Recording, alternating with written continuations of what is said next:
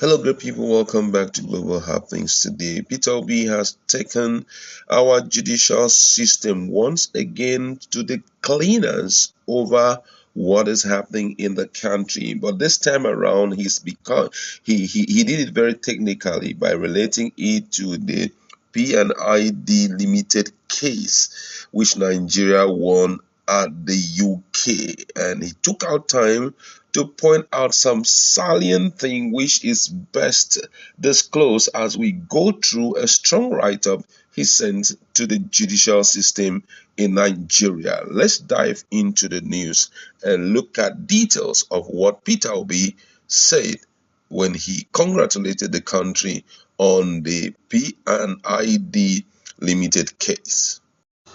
I congratulate our dear nation, Nigeria, especially the legal team that handled the major judiciary victory recorded at the United Kingdom Court on Monday in the case against Process and Industrial Development P&ID Limited. Thankfully, the case was decided in the United Kingdom, a nation known for its respect for the rule of law and where the judiciary delivers justice freely and fairly to the people. This, therefore, offers veritable lessons to Nigerians in general and our judiciary in particular.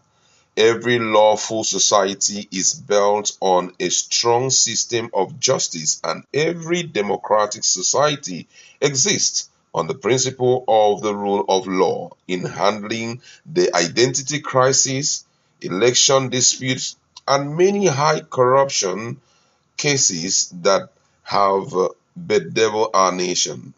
The judiciary has a bounding duty to protect our dear nation's value system.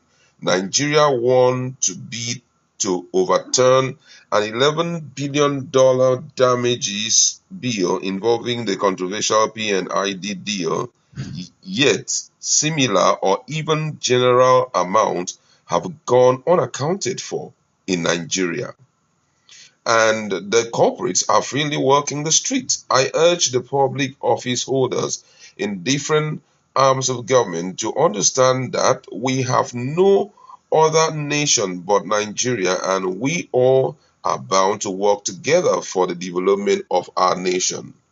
As we have gladly received justice in a foreign land, may we learn to give justice to our countrymen so that our nation can enjoy peace, progress, and unity.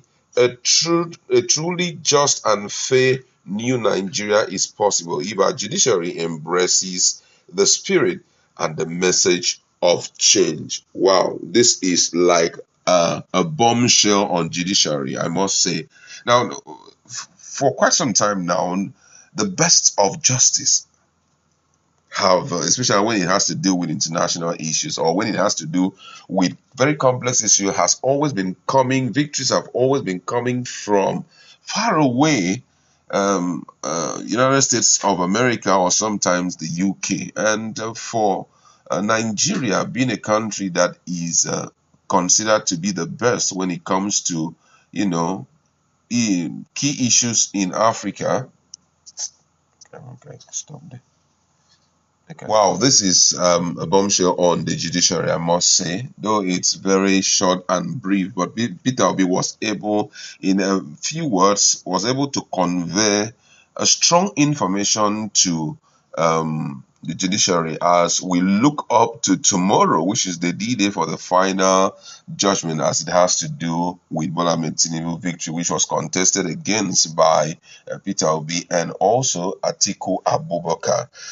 This write-up that Peter Obi has rolled out brings to mind a lot of things in Nigeria, which clearly shows that the judiciary seems not to be so fair, in dispense of justice. Okay, for example, just to show you that, the judiciary is not as clean as we expect it to be, so that it will be the hope of the common man. We saw what one of the lawmakers said some time ago, where he, disclosed to Nigerians that he influenced decision and that in the decision in court, and that he does via his wife. And incidentally, the wife, Honorable Justice Zainab A. Bogachua, was the former president of Court of Appeal.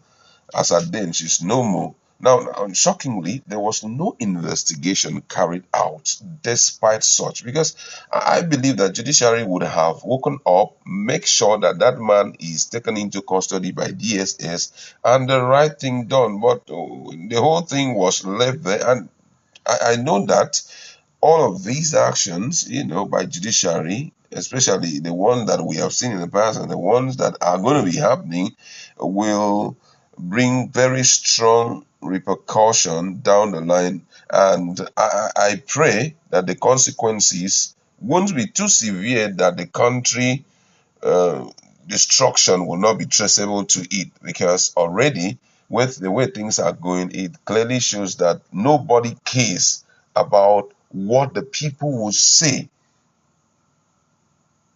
So for that reason, they do things just the way they feel like doing it.